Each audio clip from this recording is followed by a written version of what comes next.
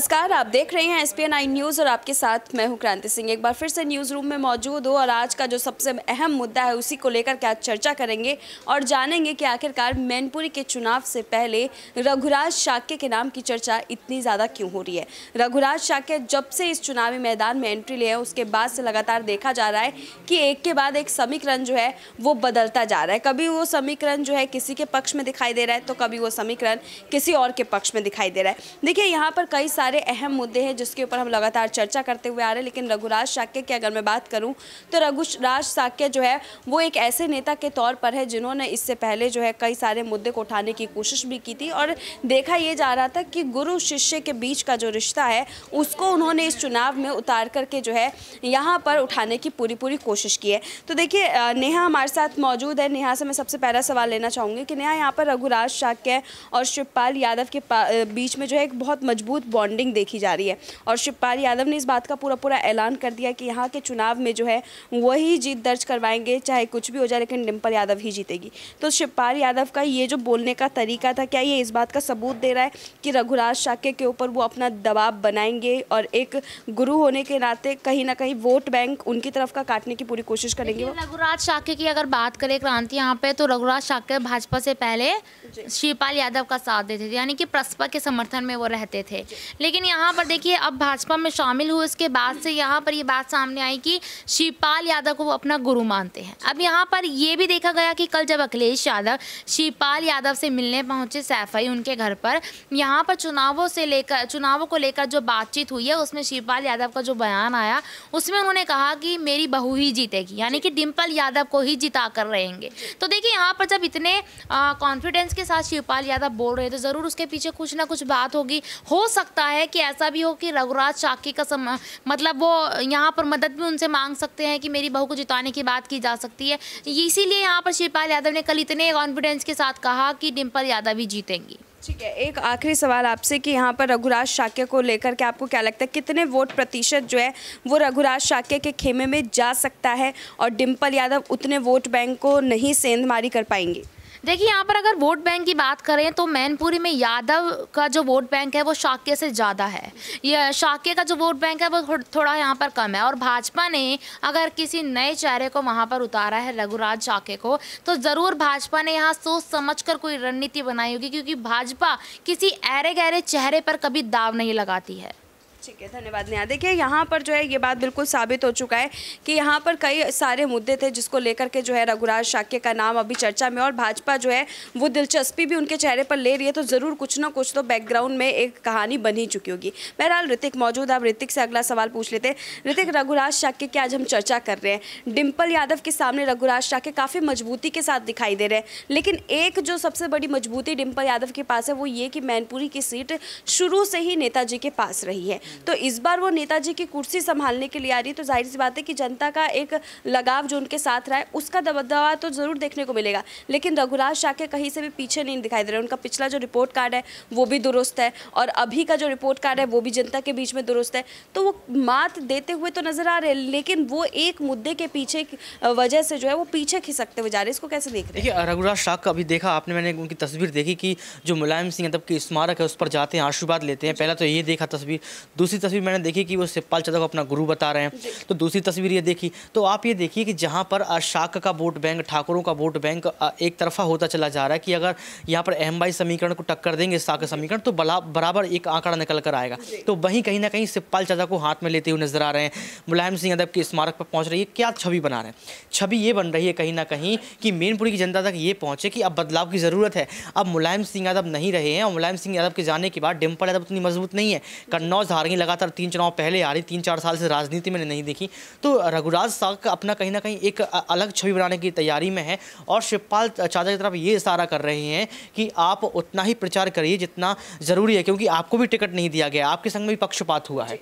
ऋतिक, एक आखिरी सवाल आपसे जानना चाहूँगी कि यहाँ पर हम जिस तरीके से देख रहे हैं कि चलिए मैनपुरी की बात तो हर कोई कर रहा है कि मैनपुरी पे डिंपल को उतार करके अखिलेश ने बड़ा दाव खेल दिया है, लेकिन अगर हम कन्नौज वाली सीट की जब चर्चा करते तो उस समय वो हार गई थी, तो यहाँ पर चलिए वो अच्छा दाव दिखाई कैसे दे रहा है? एक तो ये, और दूसरा इस मुद्दे पर भी थोड़ी सी अपनी प्रतिक्रिया दीजिएगा कि यहाँ पर जो हम रामपुर की सीट देख रहे हैं, खतौली की जो सीट देख रहे हैं, उस सीट पर तो भाजपा कहीं ना कहीं आगे ही नजर आ रही है अखिलेश यादव के नजरिए से। मैनपुरी की बात करें तो कन्नौज का आपने जिक्र किया, कन्नौज हारने के बाद यहाँ पर मैं बार बार यही बात बोलता हूँ, और अखिलेश यादव भी साफ तौर पर आपको प्रेस कॉन्फ्रेंस में आगे देखे कि डिंपल ने कोई जिक्र ज़्यादा तौर पर नहीं किया।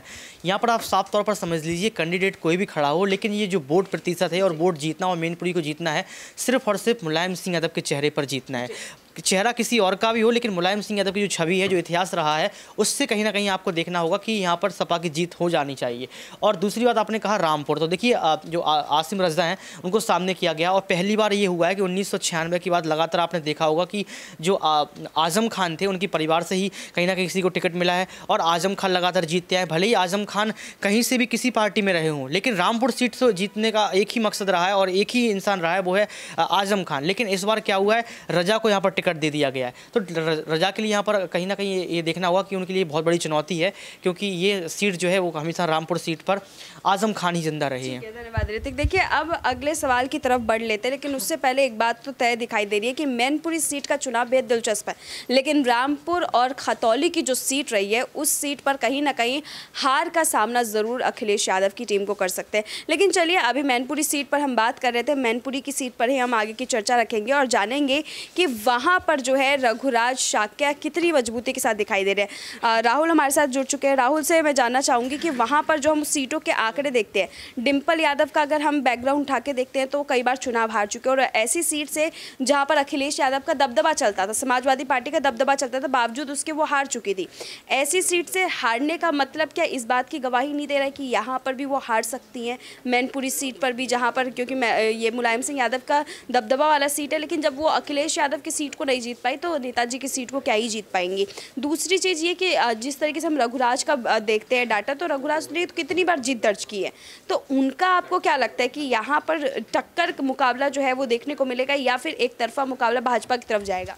देखिए, पहले सवाल का जवाब मैं दे देता हूँ। मैनपुरी ये एक सीट नहीं है, ये मैनपुरी जो सीट है ये समाजवादी पार्टी का वो गढ़ माना जाता है जहां से मुलायम सिंह यादव का बहुत बड़ा रिश्ता है। इससे पहले की अगर हम बात करें, जैसे कि बात की जा रही थी कि जो डिंपल यादव है वो कन्नौज से हार गई हैं या कई और सीटों से हार गई हैं, वहां पर मुलायम सिंह यादव का दबदबा नहीं था, लेकिन यहाँ मुलायम सिंह यादव का दबदबा है। यहाँ हाँ राहुल, आपने बोला कि यहाँ पर जो है मैनपुरी सीट पर दबदबा रहा है मुलायम सिंह यादव का, लेकिन अगर हम पिछले चुनाव के आंकड़े देखें तो शाक्य समाज पर पिछली बार भी भाजपा ने दाव खेला था, और लाखों की संख्या से हारने वाली भाजपा हजारों की संख्या पर सिमट गई थी, यानी कि मुलायम सिंह यादव को कड़ी टक्कर मिली थी। उसी जगह पर एक बार फिर से शाक्य समाज को उतारा गया है, और सामने डिंपल यादव है, मुलायम सिंह यादव नहीं है, तो ये हजारों की संख्या शून्य पर भी पहुंच सकती है। देखिए, मैं वही बात कर रहा था कि जो मैनपुरी सीट है इससे मुलायम सिंह यादव का एक बड़ा रिश्ता जुड़ा हुआ है, और मुलायम सिंह यादव हमेशा से इस सीट पर चुनाव जीतते रहे। और साफ सीधी बात क्या है कि देखिए, रघुराज शाक्य को उतारा या जो जातिगत कार्ड खेला है, मुझे ऐसा लग रहा है कि भाजपा का ये दांव इस बार फेल साबित होने वाला है, क्योंकि इस बार टक्कर डिंपल यादव से नहीं है। आपकी जो टक्कर है वो मुलायम सिंह यादव से है, वो टक्कर समाजवादी पार्टी से नहीं है, वो टक्कर समाजवादी पार्टी के प्रमुख से है। भले ही मैं बोलूँगा श्री जो है मुलायम सिंह यादव जो आदरणीय है, भले ही आज हमारे बीच में ना रहे हों, लेकिन सत्ता पक्ष और विपक्ष लगातार उनका सम्मान पहले भी करता है, आज भी करता है और आगे भी करता रहेगा, और बाकायदा जनता भी उनका सम्मान करती है।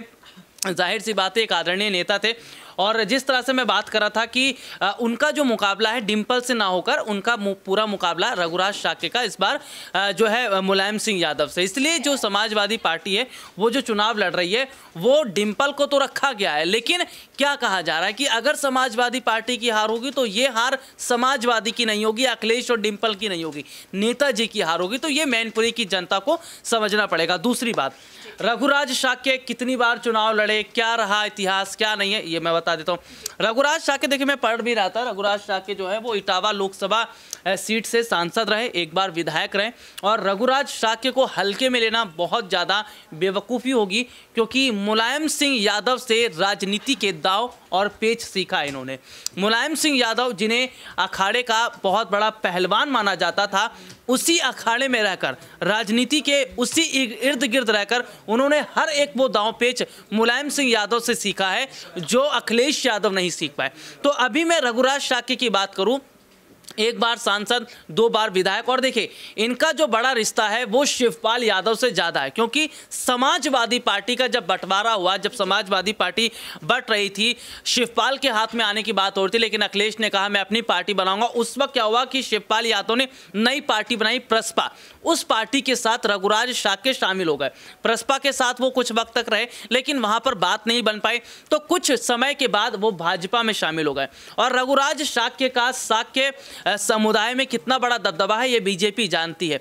तो यही वजह है कि उन्हें इस हिसाब से उतारा जा रहा है कि उनका जातिगत जो समीकरण है वो बहुत अच्छा है। और रघुराज शाक्य की अगर मैं बात करूं तो समाजवादी पार्टी से ही उन्होंने अपने आप को मजबूत करने का काम किया। हालांकि बाद में प्रसपा में आए थे, लेकिन जिस तरह से उसके कुछ वर्षों के बाद दोबारा भाजपा की तरफ चले आते हैं जब यूपी में विधानसभा का चुनाव होने वाला होता है, तो उस वक्त हम देख रहे थे कि जिस तरह की उनकी वापसी हुई थी, उसके बाद के जो हालात अभी नजर आ रहे हैं वो ये है कि अभी ये कह पाना बहुत मुश्किल है कि डिम्पल जीतेंगी या रघुराज शाक्य जीतेंगे, लेकिन जो पूरा मुकाबला है वो टक्कर का दिख रहा है। चलते एक छोटा सा कॉमेंट लूंगी, आप छोटा सा ही जवाब देना इसका कि यहाँ पर क्या लगता है कि शाक्य जिस तरीके से दोनों ही नेताओं के साथ बहुत समय से रहे, तो क्या इस बार जो है वो यहाँ पर गुरु दक्षिणा देते हुए नजर आएंगे?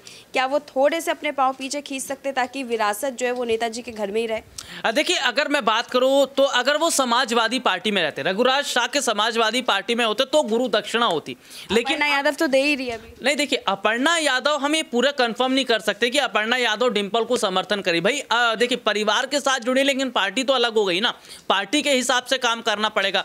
अब पहले परिवार और पार्टी एक थी तब उस हिसाब से काम कर रहे थे, तो अपर्णा यादव हो सकता है आने वाले वक्त में चुनावी मैदान में उतरे। अगर नहीं उतरती हो सकता है ये बीजेपी की स्ट्रेटेजी हो। स्टार प्रचारक की लिस्ट में भी नहीं थी वो। हाँ वही है, यही बात मैं बोल रहा था कि बीजेपी हो सकता है कि अपर्णा को इसलिए ना उतारे। देखिए मैं अपने दर्शकों को बता देता हूं, और जैसे कि मैं भी बात कर रहा था, मुलायम सिंह यादव केवल विपक्ष के लिए आदरणीय नहीं थे, सत्ता पक्ष के लिए भी आदरणीय थे। उनका सम्मान सत्ता पक्ष के भी लोग करते थे। यही वजह है कि अपर्णा यादव को वो इसलिए नहीं उतारना चाहते ताकि मुलायम सिंह यादव की आत्मा को ठेस ना पहुंचे, क्योंकि वो जानते हैं कि उनकी एक बड़ी बहू तो यहाँ से चुनाव लड़ी रही है। छोटी बहू को मैदान में उतारकर वो मतलब टक्कर वाली लड़ाई करवा के, देखिए भाजपा राजनीति कर रही है लेकिन हर चीजों को ध्यान में रख के नेताजी का सम्मान करते हुए, इसलिए अपर्णा यादव को नहीं उतारा गया है, इसलिए और नेताओं को उतारा जाएगा। जाहिर सी बात है चुनाव है तो चुनाव में हार जीत लगी रहती है, लेकिन मुझे ऐसा लग रहा है कि डिम्पल और रघुराज शाक्य के बीच में अगर टक्कर की लड़ाई होती है तो अभी ये कह पाना फिलहाल तो मुश्किल होगा कि जीतेगा कौन और हारेगा कौन। ठीक है, धन्यवाद राहुल। देखिए यहाँ पर हमने बात चर्चा कर लिया, हमें सारे सवालों के जवाब मिल ही गए हैं, लेकिन देखना बेहद दिलचस्प होगा कि रघुराज शाक्य जो है वो यहाँ पर डिम्पल यादव को कितनी कड़ी टक्कर देंगे। फिलहाल ये सवाल आप लोग के लिए भी कमेंट सेक्शन में जरूर इसका जवाब दीजिएगा। और आज के लिए बस इतना ही। देश दुनिया की तमाम बड़ी खबरों के लिए देखते रहिए SPN9 न्यूज़।